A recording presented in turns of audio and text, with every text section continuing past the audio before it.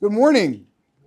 We continue learning Pirkei Avos. We're up to the fourth parak in Pirkei Avos, and the Mishnah we're going to be talking about is the following. The Mishnah says, Reb Masya ben Charash Omer. I always look at the names that they have in Avos. First of all, because I always wonder, do I want to name a kid Masya or Charash? I'm not so sure I want to name either of those. But also, you try to figure out where else in Shas you might remember these names. Reb Masya ben Charash comes up, interestingly.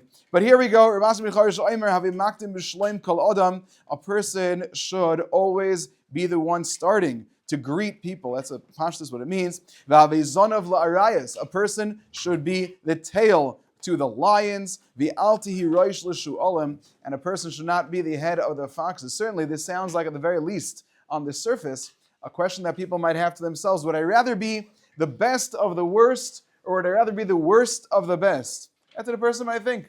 Would I rather be the best of the worst? Would I rather go to yeshiva that pushes me, that gets me always doing something more and more and more, and I might not be the best guy in that yeshiva, but I'm definitely trying hard? Or would I rather go to yeshiva that is for DBLs?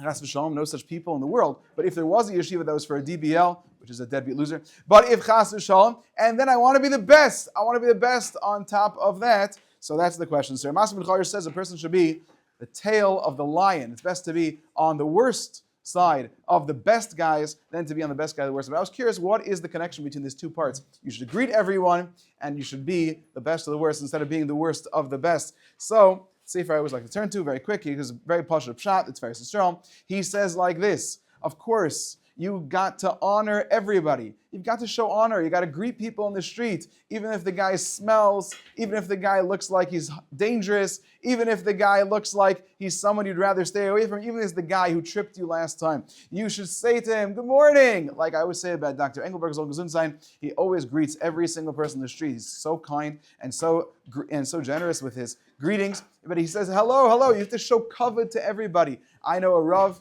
in South Florida, when he greets people, it's memorable every time he greets you. It's gewaldig. You love it. You love to meet him. At the same time, you should be honoring everybody. You should be showing a tremendous amount of love towards people. But who are you going to spend your time with? Are you going to spend your time with anybody? No, when you want to spend your time with, you should be spending time with those who are better than you. If you're spending time with those who are better than you, then you'll live a very, very wonderful, successful life. He has this line, I just love this line. He writes, the kvoid hashvalim shiflus.